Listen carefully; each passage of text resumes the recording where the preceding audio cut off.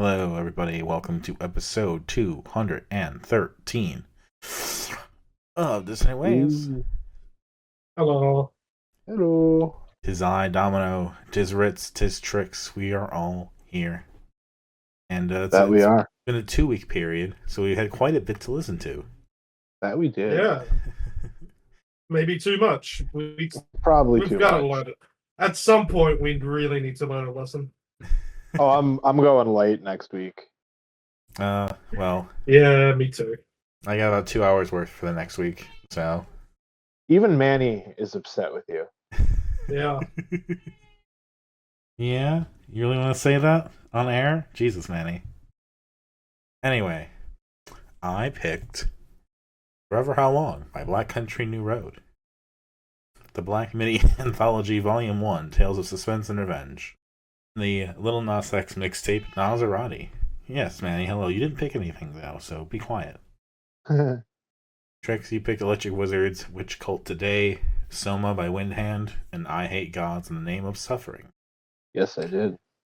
And Ritz, you picked It Takes 4 Minutes to Fall in Love by First Kiss, Babyccino's Stomach Bug EP, and Daisy-Picker's Mess Around.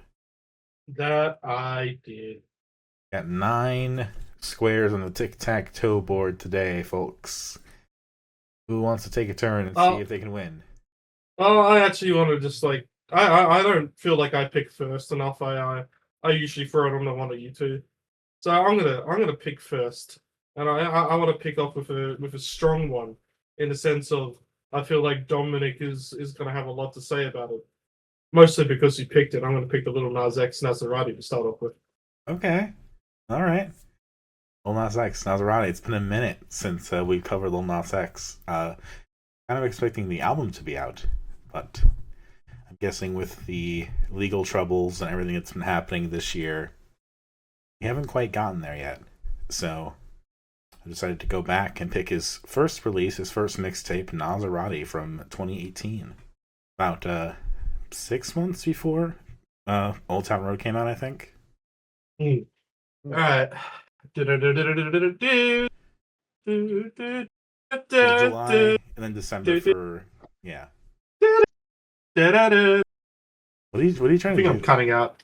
I think I'm cutting out with the Sonic music, but that's what this fucking mixtape was. Yeah. It's he's fucking around with Sonic music. There's a reason why it's not accessible for purchase anymore. I want to point this out, Dominic.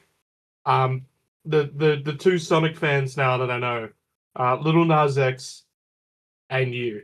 Now, there's always been that kind of conspiracy that, you know, Sonic is a gateway to being a furry, but it is at very least a gateway to being gay at this point. How can you figure about Unless Sonic you're Ken Fox? Penders. Sonic Fox, one of the most well-known fighting games people. Yeah. You're definitely a Sonic fan. Definitely a furry. Yep. I'm sort of a Sonic fan, I'd say. I want to say... Look how you've turned out, Trix. Yeah. I want to say Lil Nas X and Sonic Fox know each other. They've talked at least online. But yeah, this is like a little 20-minute thing. It's in the sense of like it's good, like surprisingly, but it's also like it could be done by anybody. Yeah, it's the debut, right? It's him fucking around, trying things. It's still got that aspect where Lil Nas X was trying to prove to the world that he was straight, and that did not work at any time he tried it. No. Honestly, a lot more interesting when he came out and started making the music about that, because when he was actually doubling down on that, I was like, oh shit, it's kind of hot. But yeah, a lot of this is really like you can just kind of take it or leave it. It's just interesting that it's using all these video game sound effects, or like mostly Sega and Sonic. In the beat making. And it's interesting that it's Lil Nas X, just because we know what's become of Lil Nas X since. And it happened so fast. Mm-hmm. It's also just it really could just be made by anybody. Yeah. Into the sense of it is kind of devoid of a personality besides that.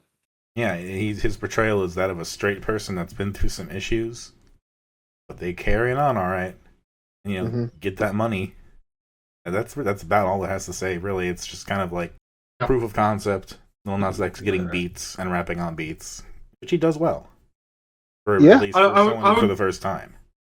I think the comparison to do it with is with Chapel Roan.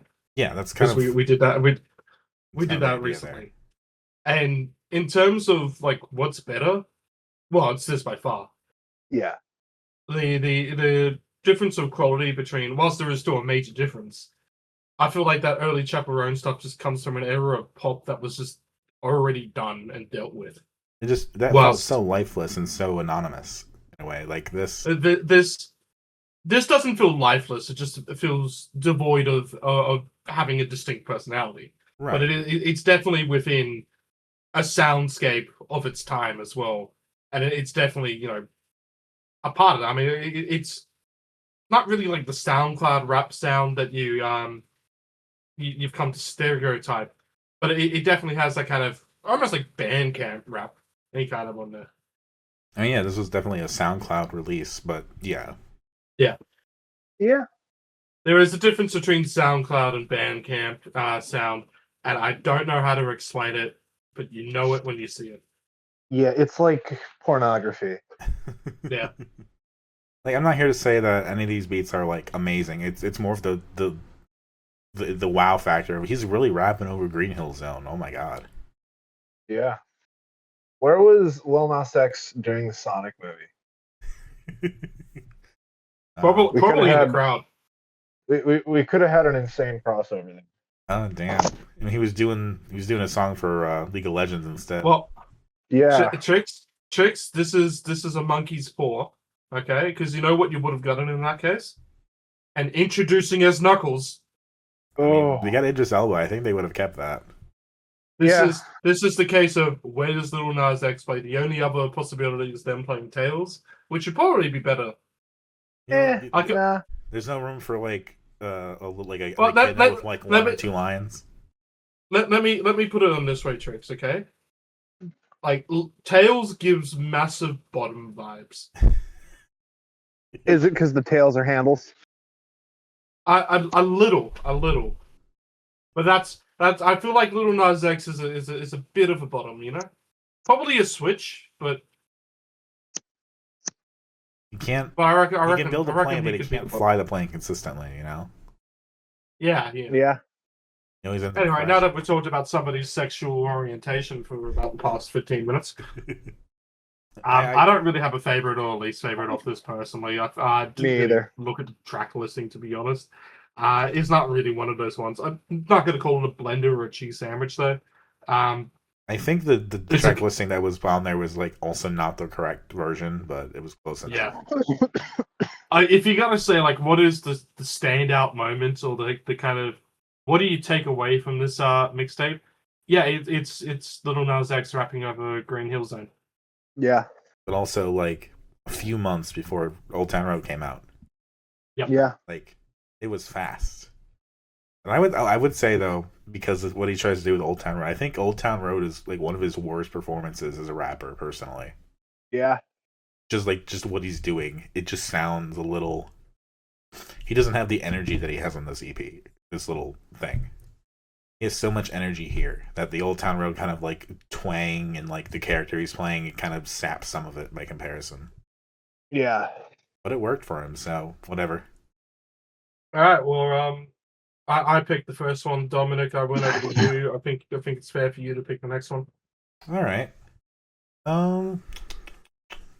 Trix. Let's talk about Electric Wizard. Okay. I've been listening to a lot of Electric Wizard because it's the season. It's autumn. It's dull and dreary. It's the perfect time to put on some radio static in the ears and listen to some fuzzed out guitarists. And I thought, who does the best fuzzed out guitarists? Electric Wizard. And this is some of their best work, if you ask me. I agree with dull and dreary.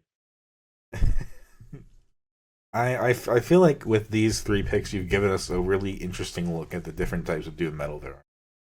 I have. Because I think Electric Wizard's what we're most used to.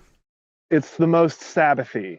And Eyehategod kind of your historic pick, kind of the origins of how we get to where we are. Yes. And Soma is just a really good album, comparatively. Soma is fantastic. This one kind of ends up being a little, I don't know, not on the outs, because I think there are interesting parts of it, but like the other two are more interesting to me in a way, because this I've heard this before. I know what this is. Yeah, I agree. This is like out of the three you picked this week, this is easily my least favorite of them. Damn, that's fair, but like, is it fun to hear them whisper for half of the track sometimes? Sure, I guess. Can I maybe say a controversial take?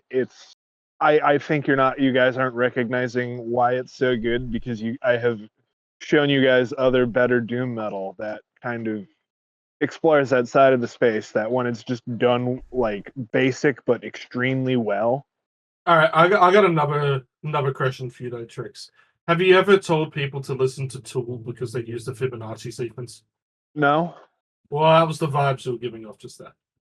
Fair enough, but I think Electric Wizard is just, they do it so well. A beautiful distorted guitar tone, a lot of fuzz, memorable riffs. There's a lot of fuzz. Fucking, that's the staple of the genre. So we listened to a lot of fuzz guitar this week.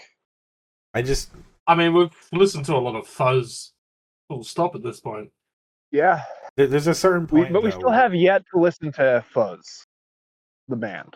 No, yeah, we've not. Dominic, sorry, we keep interrupting you. No, there comes a point though where it's like, if all you're giving me is drug references and fuzz, that's interesting, but like, I've heard other stuff.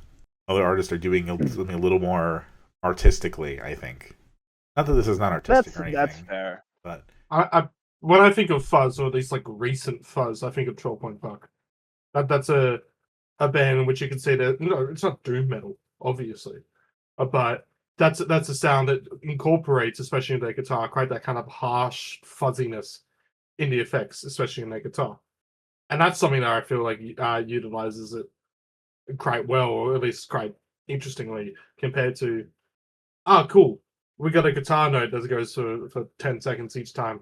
Yeah, I'm sure there's a lot more to uncover as you go deeper into it, and for people who are specifically into this type of genre, which stoner metal has historically shown to be something in which I'm not fully against, but more times kind of leave alone than I go back to.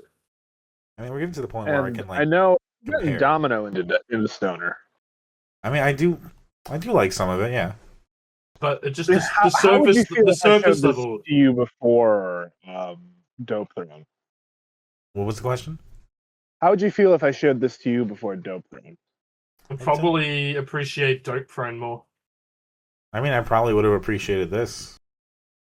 I mean, I think I prefer this to Dope Throne. Like, Dope Throne was kind of like one of my first reference points for like what doom metal really was. Yeah. So it's a little hard to be sure. I think in some ways I do like this more. I don't know. There's a lot to love about this album. I mean, Saturnine, the closing track, being like a 12-minute long jam track almost. Took me on a 71. That one's a good one. Yeah. I come to Dunwich a lot, and as dumb of a title it is The Rights of Count Dracula is pretty good. Yeah. Black Magic and Perversions. And that one has a lot of ritualness, a lot of chanting. Yeah. I don't know. This just tickles my brain in a way I can't explain. It's like putting on a warm sweater just around my brain. Interesting. I can't follow you to that necessarily, but I do appreciate how it sounds. And I just love riffs. And like, for me, the riff, doom metal has always had the best riffs. And I don't know, a lot of good riffs in here. Yeah. Yeah, I can't really tell you much more. This is one just on the surface level of it all, which I know the stoner metal heads will come to me and say, "Oh, that's not it," but I don't give a fuck. on the surface level, it was really hard to just care about it in the end. It just felt like it dragged on. Not too much. It's not a genre, especially when you get to the more traditional kind of bands, I guess, in it, or the sounds in it, which I kind of, there's a couple outliers that I enjoy, like Dope Smoker was fun. Dr. Colossus. Yeah, Dr. Colossus, but that isn't as traditional. I feel like there's a lot more kind of, the songs in there are a lot shorter, or they kind of you go a lot faster, you know? I mean, Dr. Colossus is this is pop version in a way. Yeah. This is very much like doom metal for doom metal nerds. Like you worship Tony Iommi and have an altar to the Big Muff in your apartment. Because you don't own a house if you're into doom metal. You have an apartment. Yeah, the other one that I guess is like the outlier that I like this year was the Pigs X7. And I still don't think that's as traditional. No, the early stuff was very Sabbathy. Yeah. But this stuff is just like straight up Hail Satan. Yeah. Black magic. Alright, I can't really give you a favorite or least favorite of this art one either, just because I haven't really looked at any of the track listings since I've been listening this week. Actually, this one I could probably call Blender, to be honest. I felt like that's how I felt listening to it. It's not exactly like, I think some of the stuff at the start was a bit more distinct, but I'm just gonna call it Blender because I'm a fucking lazy cunt. Fair enough. Lazy as shit. I mean, favorites from me. Go ahead. I'm gonna butt in here, Domino. Favorites for me are Dunwich. Also quite enjoyed Saturnine, and let's throw out a shout to the track that comes right at not right after Dunwich. I don't know. I like this whole album. It's good. No least favorites. I'll probably give it the Tarkmana 71 and Black Magic Rituals and Perversions, if talking about not the best part of the album necessarily, but the most interesting parts of the album, I would say. I don't know, least favorite. Raptus, maybe? I don't know. Alright, well, Trix, where are we moving on to next? That is a good question. The first thing that came to my mind was Babyccino. Okay. Alright, we'll go on to Babyccino. This would be probably a pretty quick one to go on for. So, if you've been paying attention to the lore, last week we got lucky enough to interview Harry from Naserati. In that, I decided, hey, I'll pick a couple of his other projects just for the sake of kind of research, or I guess getting some more Mouseatouille lore. Babyccino was one of them. They really only had the EP out, so yeah. Stomach bug.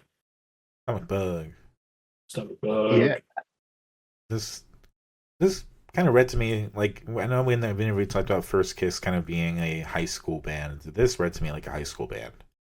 Let's see, what year was this released in? 21. So it wasn't, but I get it. This is contextually when there's well, actually, I think some of the songs that were released, like Camouflage and Fawny, they might have actually been made whilst they were in high school. So yeah, 2019 for those.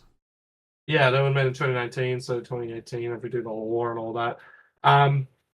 In context, this EP came out at the same time, roughly, a couple of months and stuff different as Through the Soil. Yeah. So it kind of exists along that. And we also had the context in the interview that Alana is a part of Alien Nose Job. Which is wild. And wild, because there's no way you would have guessed that from listening to this EP. No.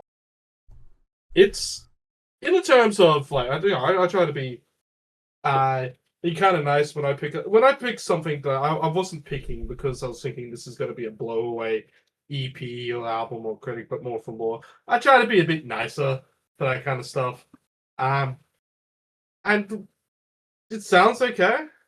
I think this is a period in the lore which you go like, okay, well, it sound-wise isn't really saying much about how this has got a chance into Mouseatouille, specifically when the main kind of songwriter isn't the same main songwriter for Mouseatouille. Right. Yeah. Yeah, Alano's appeared on DJ set during instrumentation. Has appeared on Out of the Hospital Into the Morgue.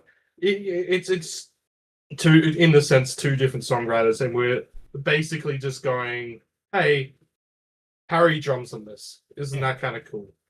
Yeah.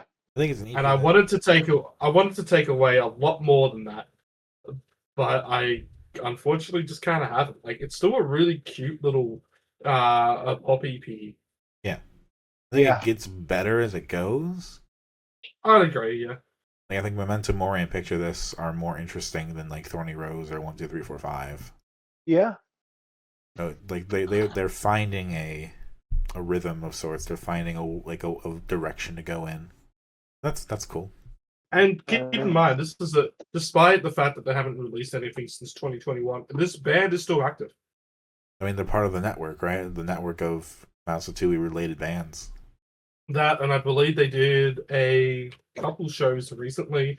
I don't think Harry was actually performing on them due to the Mouseatouille tour.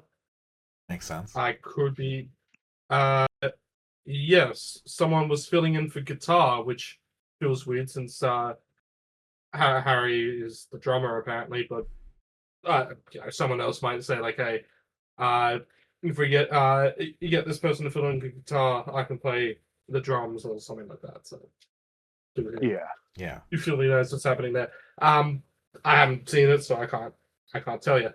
It's cute. But yeah, it's cute. It's I do wish I had a lot more to say about this, but sometimes it's just Yeah. And just everything else that like surrounds it as far as your picks just had more interesting stuff going on, I feel like. Mm. So comparatively this one's interesting, but it's just not as much of a talky thing. Just kind of like, hey, I appreciate this. Yeah. That's a good way to put it. Favorites. I admire when a band like this tries a 8-minute track, but I think Camouflage is probably my favorite. Least favorite's probably something like Thorny Rose. I like the second half. The first half is not as good. Pulling up the track listing. Yeah, I'll throw favorite as Memento Mori, least favorite Camouflage. Alright. Who's ready to get controversial? I am. All right, Dominic, you know what I'm picking. Black Country New Road, Forever Howlong. This is the part where you accuse me of being a theater kid now? See, I don't need to because you just done it yourself. I didn't say it. That was the first thing I thought of when it came on. It's like, oh man, I'm gonna get so many theater kid allegations from this. Well, you want to introduce the album? Forever Howlong, the final, not the final, but like finally the follow-up album from Ants from Up There, from Black Country New Road, the first studio album without Isaac Woods as the singer, kind of also following up from their Live at Bush Hall experimental set where they were kind of producing new songs just to kind of change directions now that it kind of changed what the band was. And this is the result. Which on that, no songs from Live from Elizabeth Hall are actually on here, I believe. Or if I don't know. Was it Live from Elizabeth Hall? Whatever it's called. Bush Hall, wasn't it? Bush Hall, sorry. Elizabeth Hall, I think, is the next one. Yeah. It's all new material, all that. And when I say like time to get controversial, this is a case of this might be one of the most mixed responses to an album I've just seen community wise. You know, I think critically it's done pretty well, but just actually community wise, Ants from Up There and debut for the first time. They are, in my opinion, fucking classics. Yeah, I think in your opinion, Dominic, you're pretty similar. Yeah, and obviously with the leaving of Isaac Wood came quite a sudden shift in sound, and Live from Bush Hole kind of showed it, but also didn't really kind of properly prepare. Like, we had that kind of, you can see the transition from it, but I feel like this is even still kind of further away than Live from Bush Hole was. But it still has the sound. some people go, this album's great. And some people go, I really do not like this. Some people have been meh as well. Like, it's all across the spectrum. But I have definitely seen people love this album, and I've seen people hate this album. And I have tried many times to get into this album. I picked it up. I've listened to it on plane rides, stop to finish. I've listened to it obviously again for the this week. Listened to it just in background stuff just to try and get it, and I cannot get into this album. At a certain point, I just have to admit defeat and go, I'm sorry, I do not like New Black Country, New Road. Trix, what did you think? I hate being that fucker that goes, I like your old stuff better than your new stuff, but sincerely, I like your old stuff better than your new stuff. What's funny is I think this is the most I've fucked with Black Country, New Road. See, that's what I mean. It's on it's on different spectrums. It's interesting listening to this because there's so many things I think about. Because you're right, it's very different, very baroque. It's very theater kiddie in some ways, and I am somewhat reminded of Major Organ and the Ag Machine. I was too. Black Country in a way, yeah. But I'm also reminded of like how I felt about Home Is Where this year. Where is it my least favorite album of theirs? Sure. But it's not that I dislike it. It's just that it's different. Not as good as it was, perhaps, but I appreciate that it's different, and I think that if they continue, they can really find some really cool stuff. There's some interesting stuff here. I dig the vibe a lot. I am fascinated by the kind of like positive approach they're taking to some of the songwriting here. Mm-hmm. I'm intrigued by the moments where you hear the lush instrumentation that sounds like it could be from ants from up there, but taken in just an entirely different direction. I'm fascinated by different singers, like some of the different just like instrumental pieces that they do. Like they have harpsichords and shit like that, and like that reminds me of stuff like Mark's theme that were kind of doing similar experimental things. It's all there. Like Major Organ. Everything from Neutral Milk and of Montreal was there. It's just that the direction that it goes in, because of the shifts and changes that were forced upon it, make it entirely different, even from what, if you're expecting it, it's still not quite what you expect. Mm-hmm. I got the review of somebody who I made listen to the Mouseatouille album when it came out, and he really liked it. And his review of it was, he kind of has the tree energy of new BCNR, but doesn't fucking suck like new BCNR. That is somebody who, looking at the rest of their reviews, did not even like the Live from Bush Hole stuff. I think it's hard for me to say that it sucks. I don't feel comfortable saying that because I think there's clearly a lot of work, and a lot of it's interesting. The vibes are there. It's harder for me to pick out songs that I like as much, but the overall quality is still there. I wouldn't say it sucks just because of the case of, if you said to me, is this the worst album I've heard all year? No, far from it. It's just probably the most disappointed I am. Potentially, I've BCNR has been going this way for a while, and I at this point, I'm not even holding this to answer up there though. I understand at this point. It's been 4 years roughly, or 3 or whatever the fucking time period is, since Answer Up there. There's been a lot of time to process that Isaac is gone. It's a completely different sound now, and all that, blah blah blah blah blah blah blah blah blah. But it's just a sound in which, when I do think about what I liked about old BCNR, I like that it had this kind of gritty feel to it. I like that things were taking time and building up to really satisfying outros, and that's why I think I like Turbine's Pigs the most out of all the Live from Bush Hole stuff, because whilst it has that new sound, that's what cut that classic BCNR structure that just feels kind of gone and dead on this album. Which a band can't be the same forever. Mm-hmm. I really feel that, if not the necessary structure, the ideas and like the deference they have towards certain instruments or certain passages, I think are still there. It just sounds Oh. different. If you sit there and you analyze some of the lyrics for Romance from Up There, talking about Chaos Space Marines and stuff like that, if May Kershaw was singing that instead, it would probably sound more like this. I get that, but also it feels like old BCNR's sound was so interesting. I wanted to dive deeper into it. I just don't care anymore now. It's kind of like this band's doing their own thing. They definitely got a lot of people who are going like, yeah, I want to see this, I want to see it. And look, if I can get a free ticket into BCNR next year, I will go. No shame. I'll appreciate it. I'll see if I can get into it again. But in terms of just this as a studio album, this is the new sound and everything, it's just not for me. I not a fan of this direction. And it's just the most interesting thing about this album is that half of people agree with me and half of people fucking don't. And it might be one of the most split directions I've ever seen. Which is probably honestly for the best in a way, because would it be nice if they had the critical acclaim that the old stuff did? Sure. But now, like, everything's wide open to them. They can continue down these roads and find new things or do something else. I mean, this is really exciting. Definitely. Yeah.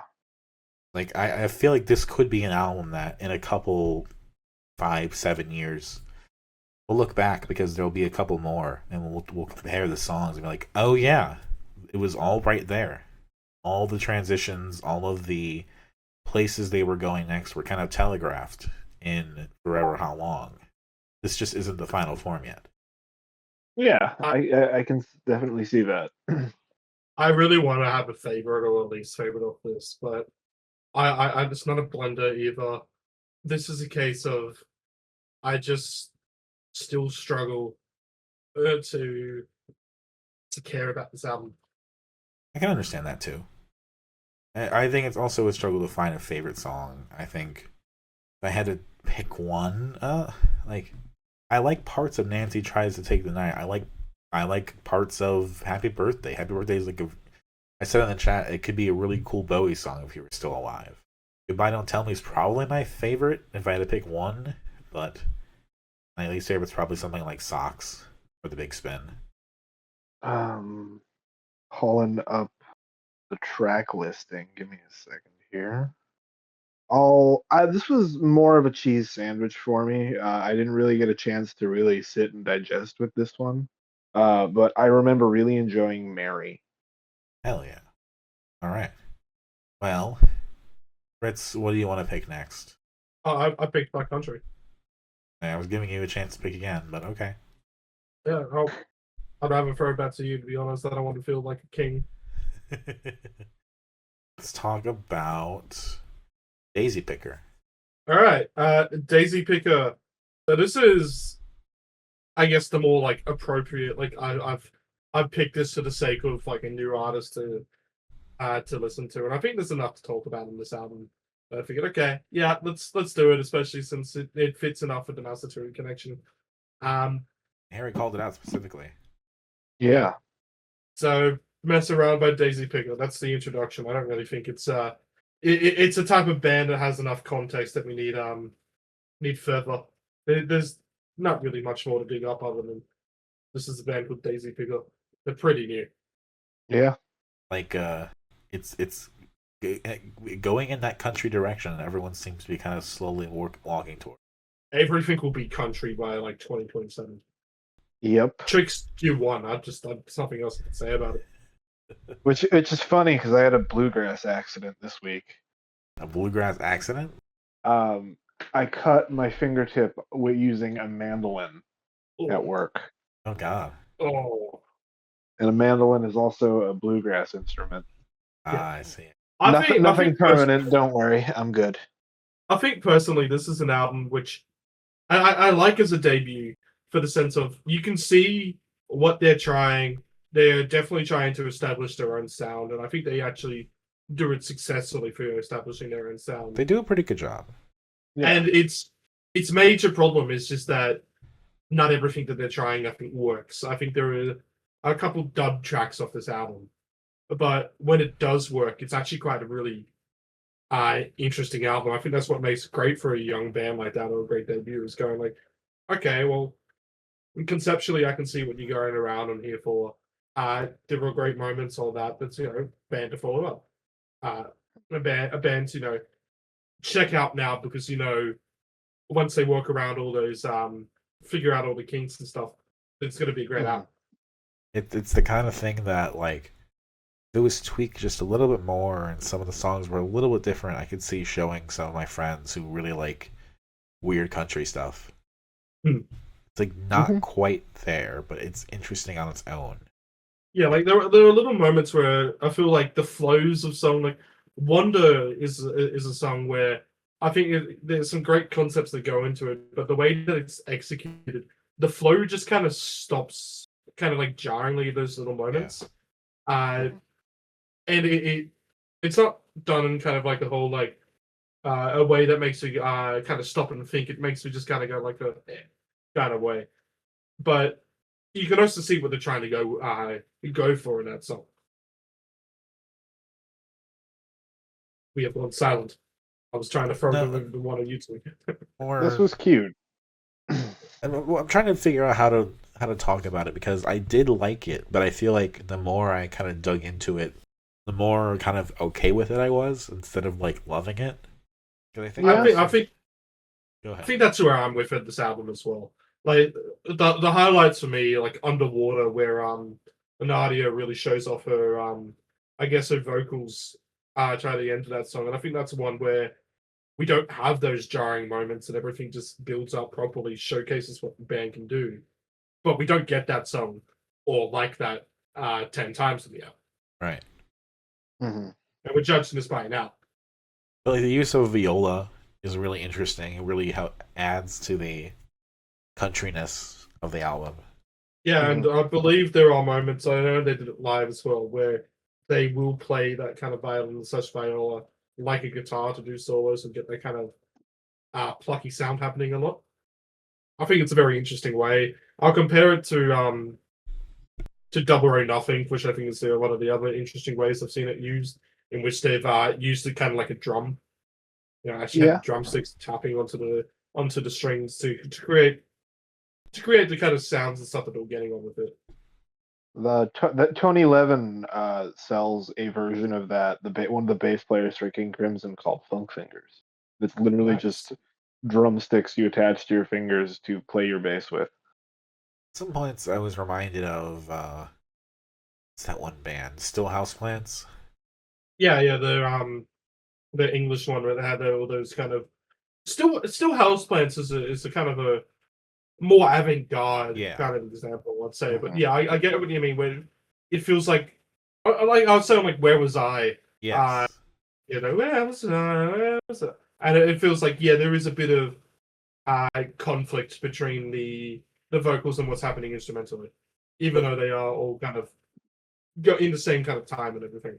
But I think it worked here well enough that I was not put off by it. I was more of like, oh, that's interesting. It's kind of calling back to the Pixies a little bit, but by way of something a little bit more off the beaten path. Mm-hmm. Yeah. It was one of the more perplexing albums, kind of in a different way than Forever Howlong. Mm-hmm. I think this was if you're trying to find, like, what's your single of the week, I feel like this is a weird week to choose. There aren't a lot of individual standout tracks from it. It's more about the vibes, more about the interesting kind of concepts at play. For me, I think there are standout moments on this. So sorry, Trix, I'll let you go.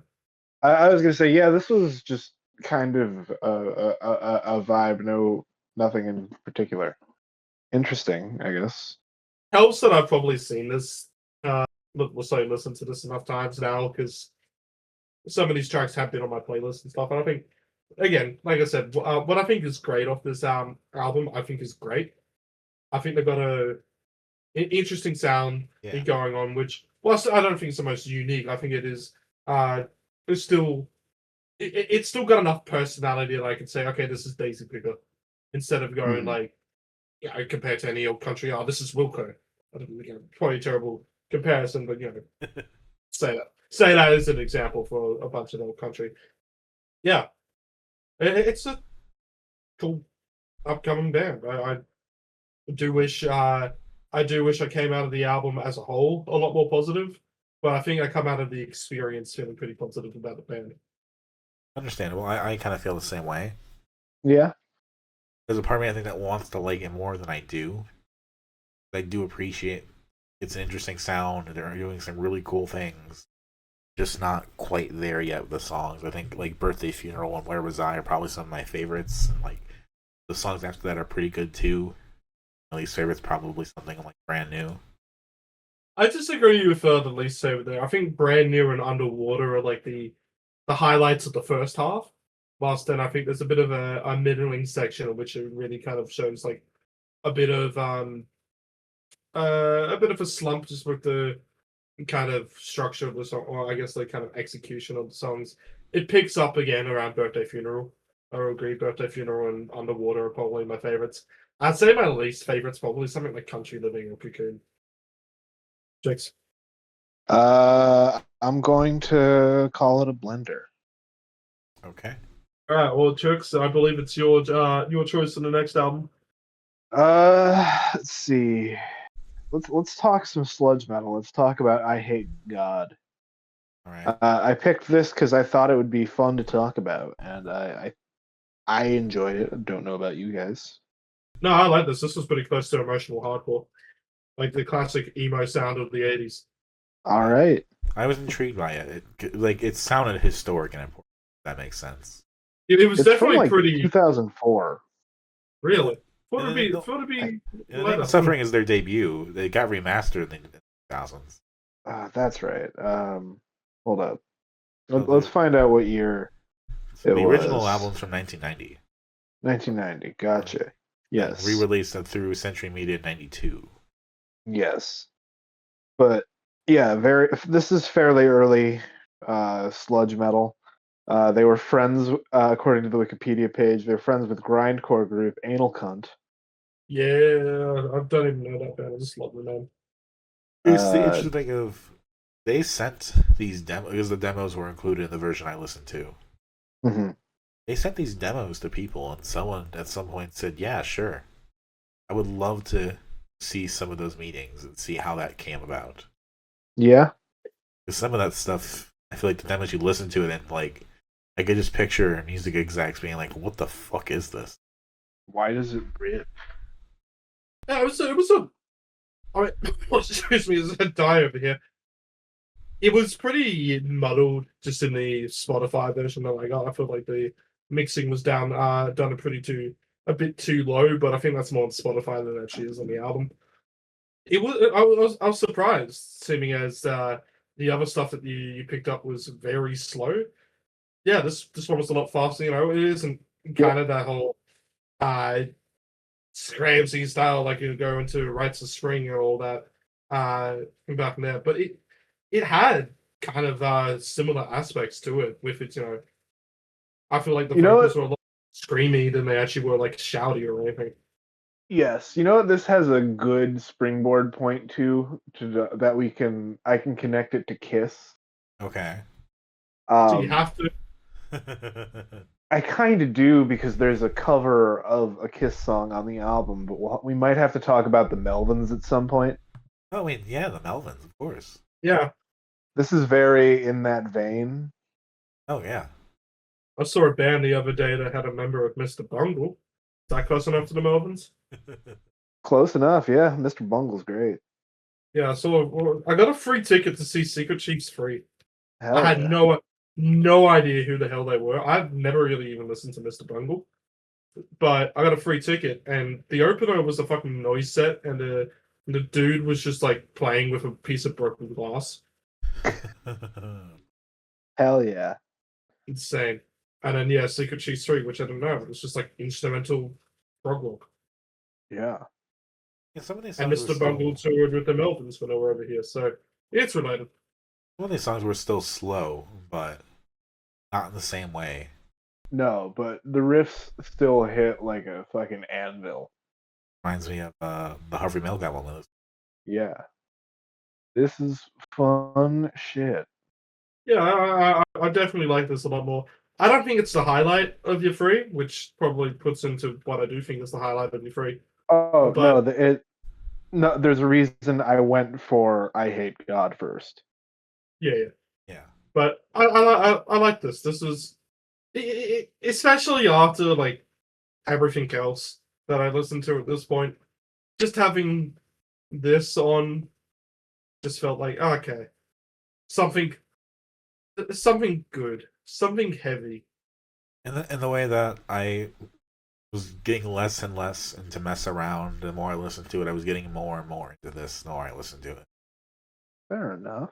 I think it's one I will go back to at some point and just go, yeah, okay, that's the moments I enjoy a lot more, like in figuring them out, because I feel like for me it's currently like a cheese sandwich. Yeah, But it was a good Mhm. cheese sandwich, and like I wanna make it again, you know? Yeah, Trix, I think you got him. You just gotta make him listen to more sludge metal. yeah. We got to listen to more sludge. Like it more than Doom. Well, you know what it means we're listening to Trix? Chipmunks on Well- 160 speed. Well, you did like Windhand, and they are very much Doom stoner.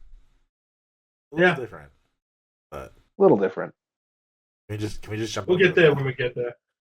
I'm happy to. If we're all just happy to say this is a cheese sandwich, we can go just straight over to Soma. Opening track is great. It's yeah, I think it's a cheese sandwich for me. It's just one of those things you just kind of got to sit with and like let envelop you. Yeah. I think this is its biggest mistake is being considered six different songs. I know it is, but it's more an album experience than it is track by track on this I was one. Anyway. talking about Eyehategod. Oh well, I was talking about someone on Windhand. Yeah, Yeah. Windhand Soma. Yeah, Trix, tell us a little bit about this. I only recently got into Windhand, and this was the first album I heard by them, and I was immediately like, "Yeah, okay, yeah, they got shit. They got this shit down." And this is phenomenal. This This is like some of the peak of doom metal. this is the best one you picked this week. Yeah, I agree. It's a bit. I don't know if I go into levels of phenomenal or anything on that, but in terms of just like how I compare everything that you picked this week, Trix, like Electric Wizard was just kind of a bore for me. Eyehategod is probably the album in which I'm like more likely to go back to like moments of it. But what was like the most actually impressive is the Soma album, the by Windhand, and it's.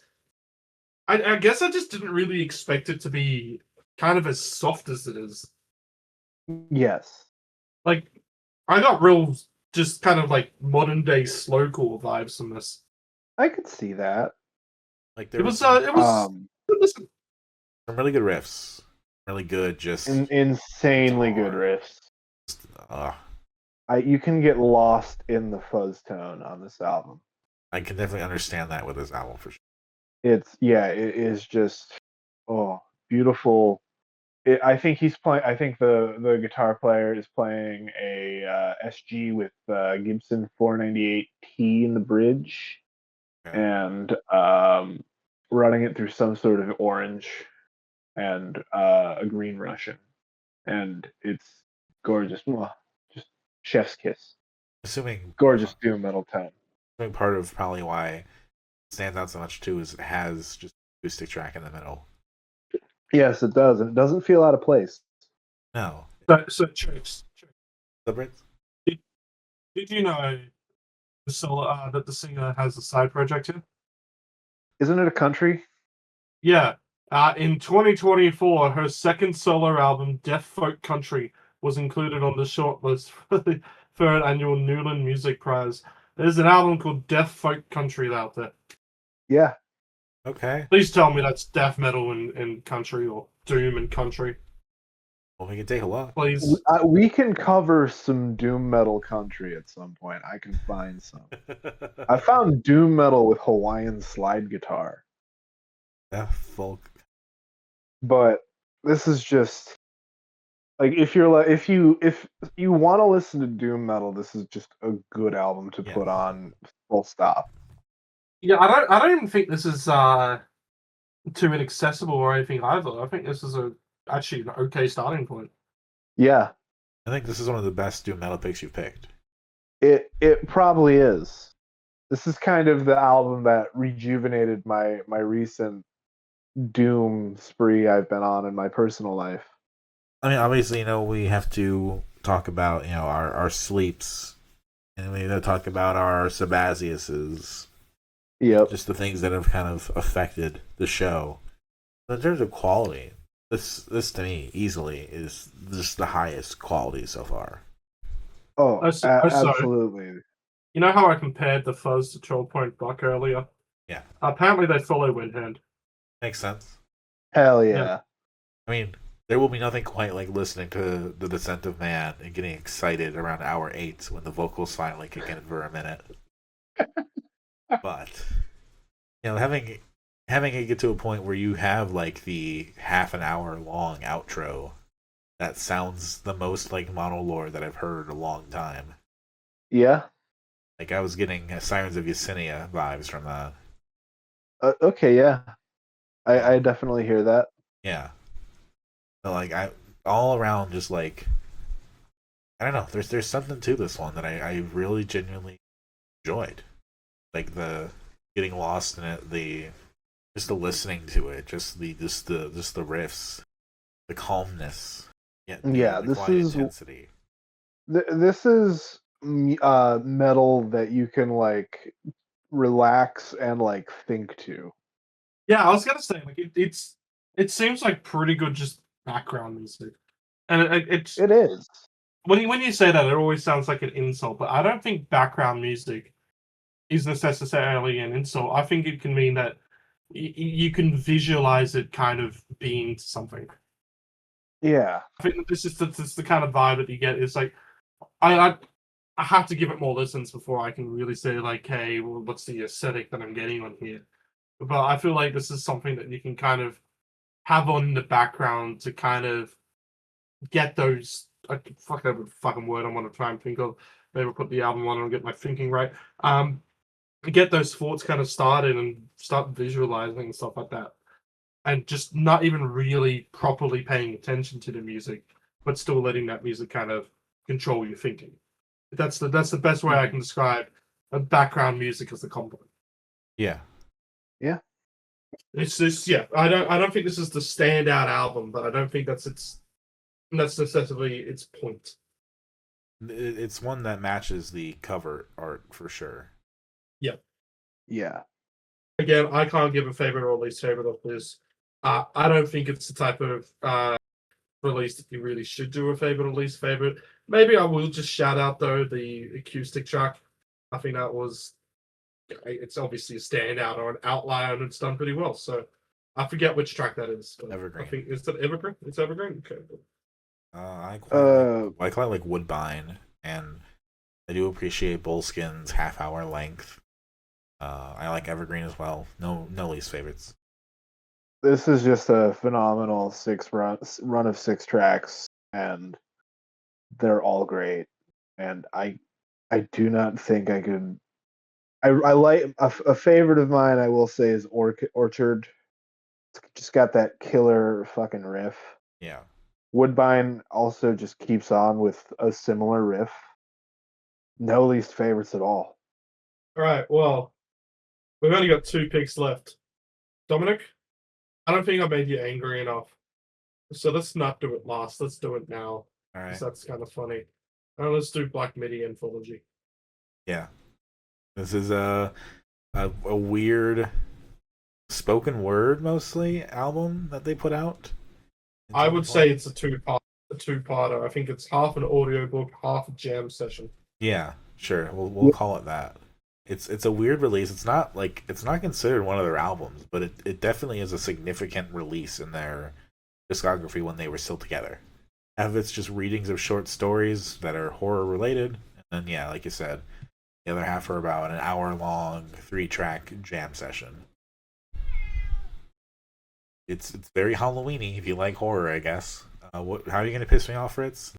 Oh, I was gonna say this was 2 hours of music just to you get 5 seconds of John 50, and that's the only takeaway of the album. Not a fan of the book club. Well, it is kind of Jerry's Told Tales or whatever your EP was. Jerry's Tall Stories. Yeah. Told Stories, thank you. It's an interesting release in the sense of it's interesting that it exists, but Yeah. when we judge it by Black Midi albums, yeah, it's the least Black Midi album. I mean, I can't necessarily disagree. Well, I like some of the stories quite a bit, but some of them I'm wondering why they're there. we didn't get a volume 2. No. We will never get a volume 2. But hell, when we look at Black Midi's discography and go, okay, what are the interesting moments that have happened on it? Sweater being that 11-minute release that ended up getting sampled. Fuck, I'm bad at words today. In an Injury Reserve album for Knees, there's obviously a interesting moment. The Caval covers with Cavalcade, and they did a cover of Schizoid Man, Taylor Swift's Love Story, and Moonlight on Vermont from Captain Beefheart. Yeah. I think that's a really interesting moment that happens. That still, you can go back to those moments. Like, they're not the highlights of Black Midi's discography, but you can go back and say, hey, here are some interesting moments that happened. And this is just, this happened. It's an audiobook for a first hour. I don't really want to judge an audiobook. Yeah. And then the other stuff is jams. And if we're gonna just start judging jams, then Trix, get the fucking Dave Matthews Band on here. No. Exactly. What's wrong with judging the audiobooks? It's at least interesting to think about why they chose what they chose. Because this is not Audible. This And no, could be you a cannot book get a club. We could be subscription flexible. to. I guess the question is this more or less interesting than the Perch Stem clips? More. Yeah. So I guess technically the second least interesting or the second worst Black Midi release that we've covered. Yeah, but the Hop Frog story by Edgar Allan Poe was really interesting. It was really cool. Let's go read Edgar Allan Poe then. Last Solidarity, man. Like, on one hand, it's kind of the, oh, they're really British and really weird, so they're gonna like do something like do an audiobook for part of a release. That's kind of like the pretentious post rock thing that they could do. But I don't know. It's something different, and I appreciate that it's like a different thing that they're going about, especially coming out in the middle of COVID. It's like just a way to just kind of put stuff out there, I guess. I don't know. I don't understand why the second track is there. Who's to pay? That story doesn't really go anywhere. Yeah, it's and Hemingway is Hemingway, right? So like that story doesn't super go anywhere either. Yeah. If they did a volume 2, Dominic, I feel like the people who would be the most excited for this are people who made Black Midi fandom their personality, which is part of the reason that Black Midi broke up. Is that they didn't like the fans that they got? Well, Australia shows, baby. Geordie Group's never coming back here. What happened in the Australia shows? I think he hated the smell of a couple of them, which I don't blame him. I think he found the crowd to be a couple of dickheads at some points. Apparently, according to somebody who was at all 3 of the East Coast shows, Melbourne was the only one that Geordie Group liked. Huh. Oh. And apparently the Brisbane show was terrible. Hell yeah for Sydney for being mid like always. Let's go. Maybe they deserve to get a reading of A Woman's Confession. Probably, actually, seeming as it is, Black Midi has historically been a pretty male-dominated fan base. I'm just saying there was not much women at that show. That's very fair. Now, I wasn't looking, but I tell you, I wasn't planning on playing Where's Waldo either. That's really a shame. I feel like they had such interesting stuff going on, such interesting energy, and then to hear that that's kind of what happened is really unfortunate. I think there was a bunch of other things that happened as well. I don't think it was just on the fans, but I think they did have a thing to do with it. I think some of them just didn't like touring as Black Midi. Now, granted, we do have the Geordie Group solo stuff, which I don't think we've properly covered here. We covered Jockstrap either. Yeah. So at some point we will go on to those, and that will be like the kind of, all right, now we're getting the next evolution of Black Midi and continuing. But it feels like this is just wrapping up Black Midi for the sake of wrapping up Black Midi. And sometimes, even if a band has tried something interesting and daring or artistic, doesn't mean it's anything less than pretentious. Mm-hmm. It'll be a fun Halloween pick. It's so past Halloween at this point, Dominic. I picked it the You week gotta- of. The death of Halloween wasn't your fault. You have to let it go. But he can't. Yeah. Favorite. I think it's Instrumental 2, which has the John 50 moment on it, which is the only reason to go to this and say, "Oh, here's a very early jam of what would become John 50." Mm-hmm. And then least favorite's the rest of the 2 hours. I want my money back. I listened to this on YouTube Music. I want my That's money fair. back. Well, I quite like the William Confession and Hop Frog, especially. Hop Frog is a great short story. Worth the read, worth listening to if that's your jam. I didn't really care for the instrumentals personally. Who's to Pay is my least favorite. I don't understand why that section is there. It's not even a complete story. I did not really get much from it, especially like vibe or anything. But I appreciate the experimentation. True and honest blender. We have a different idea of what we call a true and honest blender, but for the sake of the argument, last album, Kisses. I forget the album title already. That's how good of a person I am. It's to fall in love. Yeah. So, wrapping up the Mouseatouille trifecta, we'll call it. First Kiss, Ari's first band. This is basically prototype Mouseatouille in the sense of the members that were a part of this band. Yeah. And then Mouseatouille would become prototype Mouseatouille into eventually, like 2 years ago, it finally stabilized as Mouseatouille. It's kind of wild to think that we probably didn't even cover them when they were a stable band. Yeah. That's the fun Like- you get out of the interview, right? Just hearing about how this stuff all came to be.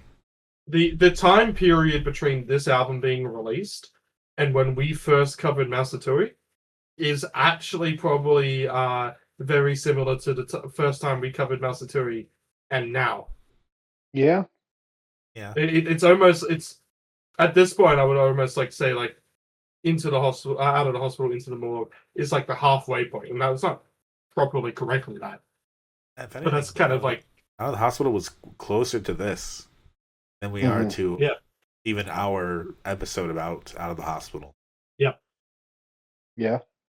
and they had a massive change in sound over the course of 3 years.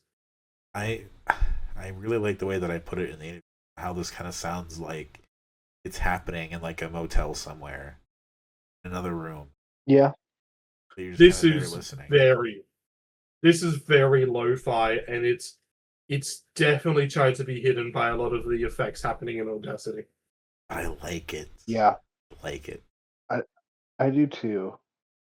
Like talk about a warm sweater to put on. I don't really like it that much, but I do appreciate it, especially since I've fucked around in Audacity making songs as well. And I think if I compare this and Babyccino, for the sake of knowing just the context and everything comparingly, then yeah, I think I'll gravitate to this more, just going like, oh, this is actual high schoolers. We've covered a fair amount Like- of high schoolers. Yeah. Like, I'm pretty sure they were younger when they made this album than We Will Look Back at You and Love You Forever was when they made Yabby Time. Sure. Yeah. That's what I mean, and that kind of like, oh, this is high, and it shows. This is definitely a rough around the edges album, and that is part of the charm. But I do feel like it's presented in a way that makes it feel not high school. I feel like it could pass for being just kind of young adult debut, not even debut, but early career work. I feel it just passes off of Melbourne.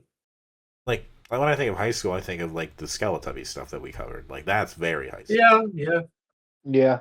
There's an immaturity there. So sometimes charming, but sometimes like, all right, we got it. Okay.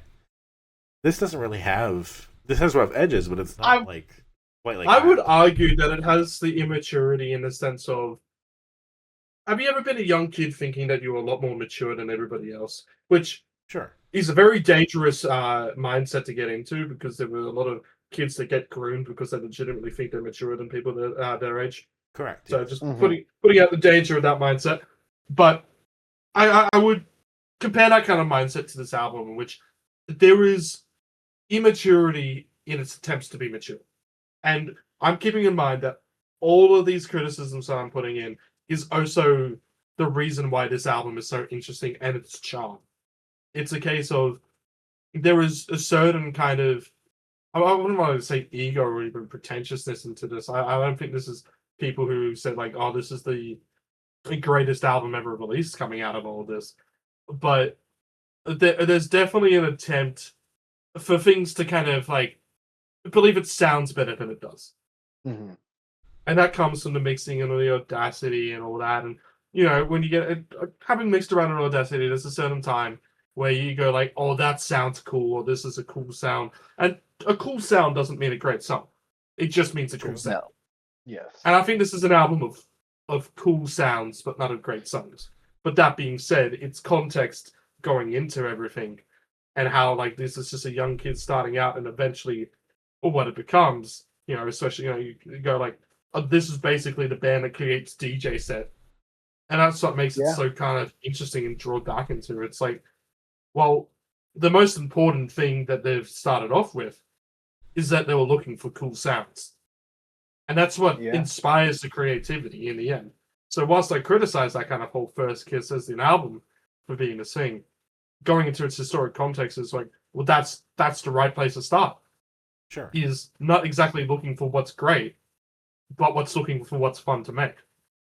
From that angle, though, too, I guess I'm not trying to say, oh man, this is like some really deep shit. You should like listen. This is amazing. It's more just that I would love if more albums had this vibe, sounded like this. There's a certain languidness, a certain tranquility, yet there's a layering darkness somewhere back there too.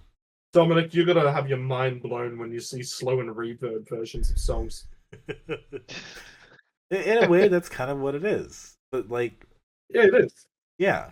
Mm-hmm. And that is also a sound of 2016. Like, sure. Lo-Fi was definitely on the up around this time. But I wasn't listening to this in 2016, so I can only listen to it in terms of what I have now. Yeah. And to me, now, this is something that is fun to go back to and be like, oh man, that's, I would love to have a few more albums that sound like this. Not just, oh, it's this song, slow and reverb, whatever. It's more there's a little more time, I think, vested into that. And keep in mind, this is not their first album. This is their second album. I picked their second album because I decided, okay, debut is a bit shorter. I know there's the deluxe and stuff, but I figured also, hey, if they're gonna have one where they've kind of more cemented what the First Kiss sounds like, it's gonna be the second album in this case. I would also. And I've listened to a bit of the first one. It's very similar vibes. Yeah. Mm. I might pick it at some point. In terms of context, I don't think we're really missing too much by only doing one of these albums. No. But you wouldn't listen to this album and then expect something like Into the Mold or Today Will Be the Greatest Day of Our Lives to come out from the same band, basically. But it's lovely to see that transition. That how much 10 years can basically change everything. And whilst Harry's obviously not the primary vocalist on this, he does have songs where he is. Yeah. They do swap out the vocals a couple times on this. It just doesn't feel like it's a one-person band either. It does feel like this was a bunch of kids all getting together and trying to create something.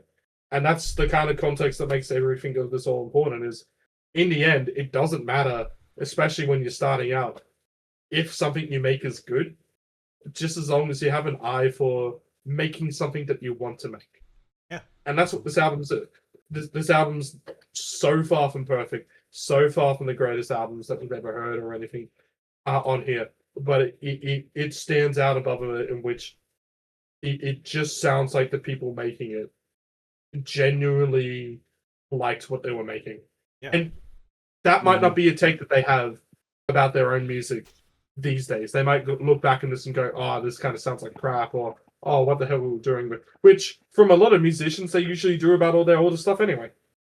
Yeah, but if you stick out, to look back on, if the first things you make and you all start out just by trying to make generic stuff that sounds exactly like everything that you don't want to make, then the rest of your career could probably just be that anyway.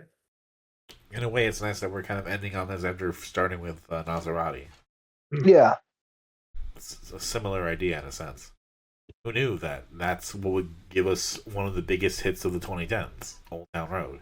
And who knew this would be what would give us what is probably one of our favorite albums of this year. Yeah. Yeah. It's contextually, it's the big reason why it stands out is because the members of this, yes, not all of them have. I know Claire has since moved away from Mouseatouille since moving literally to another city. But you might think like, oh, for every album that exists, or like this, there's going to be about 20 more that exist where the people decided to give up, and we didn't have those DJ sets or anything come out from them. We just had this very kind of crappy lo-fi Bandcamp release where we go, okay. But that's not what matters. What matters is that, yeah, this is a band that continued on. You know, it's another comparison to make, too. Invent yourself a shortcake. Yeah. Yeah. I mean, that was basically a noise compilation that we saw, and that we could see the context turn into future songs. Yeah. Here, not so much. But it is also kind of just noise. And in some ways, a lot of that stuff didn't even hold up, but we could still see the potential. We could still see what became of it. Interesting to have that body of work exist, even if you know it's not perfect, which is why I love when artists are still on about trying to document and make sure things are out there. Yeah. Like, okay, First Kiss is not the best band in the world, but I would still rather the songs be accessible than not. Absolutely. The worst case scenario would be we interview Harry and we bring up First Kiss and he's like, I'm gonna take that down. Like, that would have sucked. Yeah. Yeah. Which we've had happen. Well, not with anyone we've interviewed. No. But that case is an outlier by a lot of reasons. I mean, in this case as well, this isn't even really a case of it's interesting because it's a high school band. I feel like if they were 30 years old and still had the same trajectory, then this is that kind of same interesting element. You know, it's people, because the more important thing isn't that they're like 15 or 14 or even fucking 5 when they're creating this record. It's that they're starting out in music. They're starting to just throw their ideas and make something. And people don't realize just how much that can do. Yes. Like, the amount of sets that I've seen this year, which are just fucking noise sets. You know, there was no real structure. People would just found instruments that they have and just decided, fuck it, I'm just going to blast a bunch of these, see if something cool comes out of it. If you all want to watch, you all want to watch. And that's one of the greatest, I guess, directives of DIY that can ever exist. Now, some people do believe that their stuff is better than it actually is. Don't get me wrong. I think at a certain point, you have humility, all of it. Is it better? Yeah, who cares? But when you find those moments that are genuinely great, like I'll shout out Timber Finish. That was a random noise set that I saw when I was trapped down in Melbourne for a week, and a lot of that noise was just really inconceivable mess. But it also had those moments where it would contrast into some really great melodic sections where I just went like, "Holy shit, that's really fucking awesome." Fair. And there's enough efforts of DIY, which is, you know, all you need is a system and a space. And in some places you don't even need a space. Sometimes you just need a system and put it somewhere. And sometimes you don't even need a system. All you need is a space. And in this case, this is just all you needed was a couple friends, and boom. All you need is love. Whoa. So yeah, as an actual record, it's ambient noise set. It has that bit of kind of like, what are they actually doing here? There's not that much real concepts. that I can take away from it. But in terms of contextually the Mouseatouille, it goes, well, this is why this kind of music is important in that aspect. Yeah. Just letting kids like that just flourish and just do what they want leads to a lot more. It's the nice thing about having the accessibility of music. It's the nice thing about having the internet, that you just post your music, and maybe one day it'll become important and relevant, and maybe one day it won't. Yeah. That's the fun of it. You know, Trix could be a senator in 10 years. Who knows? And if you're doing it all for fame, go fuck yourself. Yeah. Favorites and least favorites of this. This is a true actual blender. I will agree with that. Who cares? I enjoy I'll it. elevate it to a cheese sandwich. I wouldn't. It's somewhere in there. I don't know. It's a blended cheese sandwich. I feel positive doesn't. about it. It's blender positive. Now, here comes the fun and controversial part, Dominic. It's time for ranking! Fuck. This is a hard one. I'm just gonna start. Alright. Yeah. And I will hurt myself later.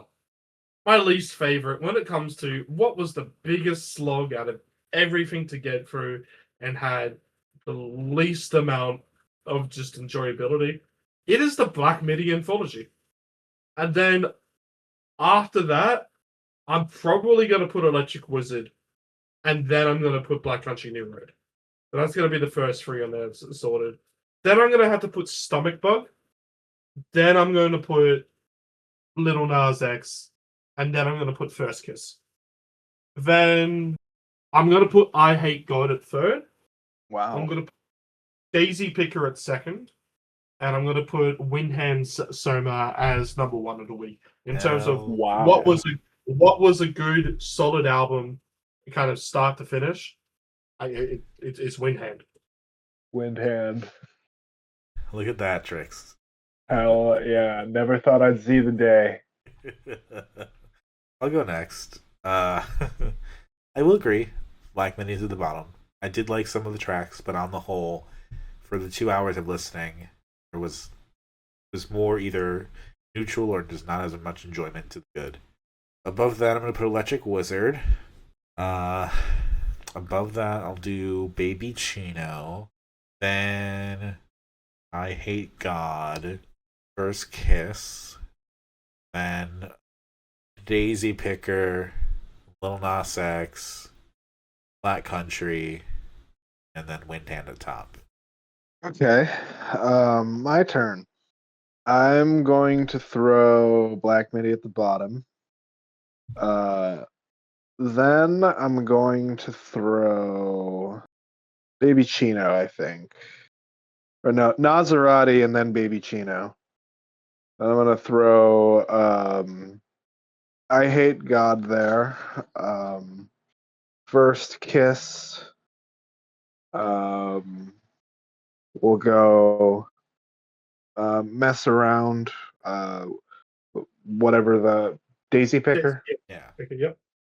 Yeah, Daisypicker. It wasn't showing on the Spotify embed on my end. So you're in your top three now? Yep, top three. We're gonna go Electric Wizard, Forever Howlong, and Soma, Windhand. All right, so Trix, you got a universal number one. Dominic, you got a universal number 9. Isn't that always how it goes? Like a universal number last? Well, I think what we've learned here is that Trix is the top, Dominic is the bottom. Thank you, this is Dissonant. All right. What was I going to pick next week? You two say your picks whilst I'm figuring out mine quickly. I'll go first. Go ahead, Trix. Go ahead. So Domino, I figure I'll ask you because I know for a fact Ritz does not remember. Do you remember what the other project I started this year that wasn't around the world? Dr. Dog. Yes, we're gonna go back into Dr. Dog. We're covering something about the beat, Easy Beat by Dr. Dog. Okay. And that's it. Right. Ritz, do you have something you want me to go? I can go. None of these are too big reveals. I got 2 picks. Both of these are only 25 minutes, so I figured that's fine. As I've been doing this year, I've been helping with the Scrams directory. With that, a couple bands have actually started following me on that, or regardless, or similar. And hey, they kind of all just did a split with each other. So I figured I'd pick that one. So that's got Siphon, Charles Capanucci. I don't even think I got that one right. Should Be Sweet, and Juno Eclipse. And then to get away from emo, because sometimes you just need to do that, there is a band I discovered actually through the Mini-Me Discord due to one of the members being kind of friends with them, which were pretty fun when I saw them. And they finally have released the album. So we're also going to do the new Sandy Dish album, which I had just lost the title of and I was looking for again. It is Just When You Thought Music Couldn't Get Any Better. And the split is called High. Was that Ritz? And the split is called How to Take a Fall. And Juno Eclipse, Should Be Sweet, Charles Capanucci, and Siphon. Okay. Alright. There's so much to cover at the end of the year. I'm trying to get to everything that I can. One artist we have not covered yet this year, Paranol, has actually released quite a bit of music. All under other names. They're not going to cover everything. To cover all of that would be too much time. So I'm going to choose one album that they released under the name Curemic. It's called Seeking Darkness. Surprised you didn't pick the compilation that they appeared on this year. There's so much. I know. And other thing I definitely want to get out there, because it's been on the docket for a couple months now, is the new OK Cool Chit Chat. Oh yeah, that's right. They have an album. Yeah. And when I was doing stuff for picking for the last time we were picking, I found that there was another Lil Nas X EP that came out before 7. So October 31st is 10 minutes. So I'm just going to throw that on. There's a link on YouTube. I think it is the EP in reverse somehow. Incredible. Fascinating. I will also leave it to you if you both want to just cover his new EP from this year and call it a day with him or not. I think we just could call it a day, couldn't we? I mean, for this week at least. Let's polish off Lil Nas X. Polish it off? That. Not like that, but yes, we polish it off. Yeah, okay. You can add it on. Dominic. With the votes are gone. Who knows when the album's coming out? But in the meantime, there is Days Before Dream Boy. Dream Boy being the new album. Days Before Dream Boy, EP covering all the singles and stuff he's kind of released in the last year or two. So, yeah, that's what I'm picking. All right. Well, that's probably a good amount of stuff to listen to over the week. So we got Dr. Dog, Easy Beat. We got How to Take a Fall from a couple of Sydney Scams bands. We've got Just When You Thought Music Couldn't Get Any Better from Sandy Dish. We've got Seeking Darkness from Heremic. OK Cool's Chit Chat, and some Lil Nas X EPs. I have been Ritalin. Yeah. Okay. I have been Trix. You can catch me on Blue Sky. I'm Domino. You can catch me where the wind blows and also editing this podcast. I have a Blue Sky, I guess. I can probably link that too. With that, I think we'll call it a day.